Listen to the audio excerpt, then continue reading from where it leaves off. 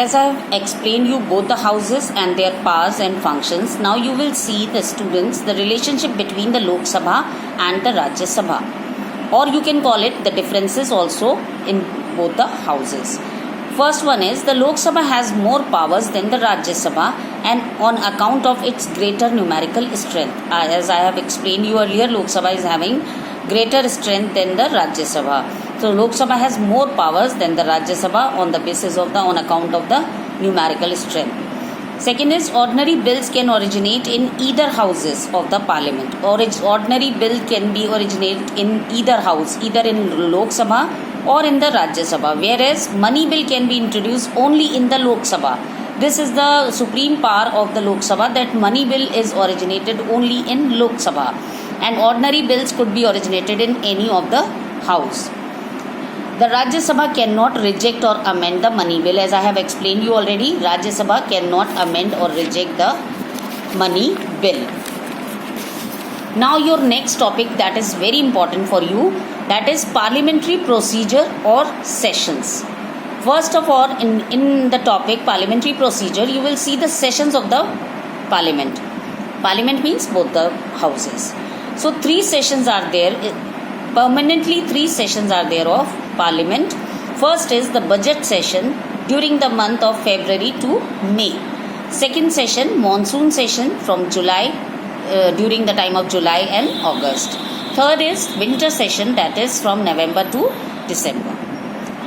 And in parliamentary procedures, some procedures are there. I have listed all these. Not only you will write in these procedures in your notebook, even you will learn also. These are very important for your board examination. In this, first you will see the quorum. The quorum means the minimum number of members required to be present in order to enable the house to transact its business. Means quorum means the minimum number of members are required to present in the house, in the parliament, when the house will transact its business. Another one, question hour.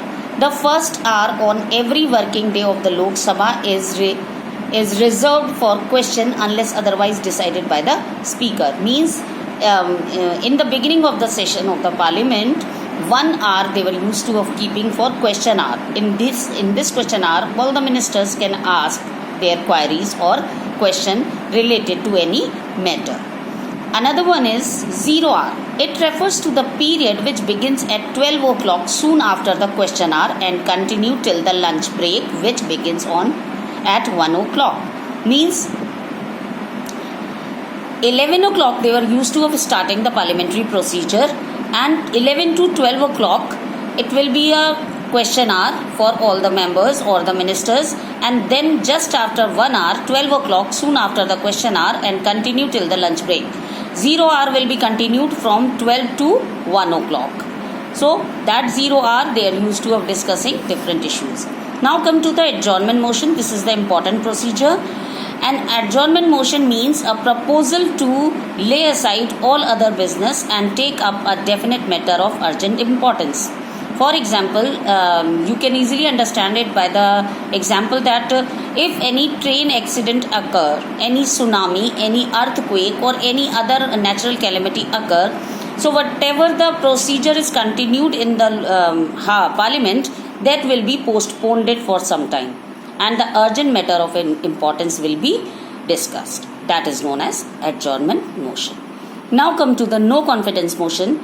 A no confidence motion is a proposal expressing lack of confidence in the ministry, or you can call it lack of confidence of the opposition in the running government. That is known as no confidence motion. I have discussed earlier also this thing. Next is propagation of the house. Propagation means termination of the session of the parliament. Session of parliament could be terminated also on the advice of the speaker. So this was your chapter, student, and I have prepared this assignment. I will put the picture of the assignment also to you. You can see this is your Union Parliament assignment. So I will send it after you will receive your video. I will upload this assignment also, so you can write these questions and you will find out the answers from the book only, and you have to do it by your own. and this is my request to you all. You will write your explanation, short points of the chapter also, summary of the chapter also, and the assignment along with their answers. So this was your first chapter of civics. Thank you class. Have a nice time.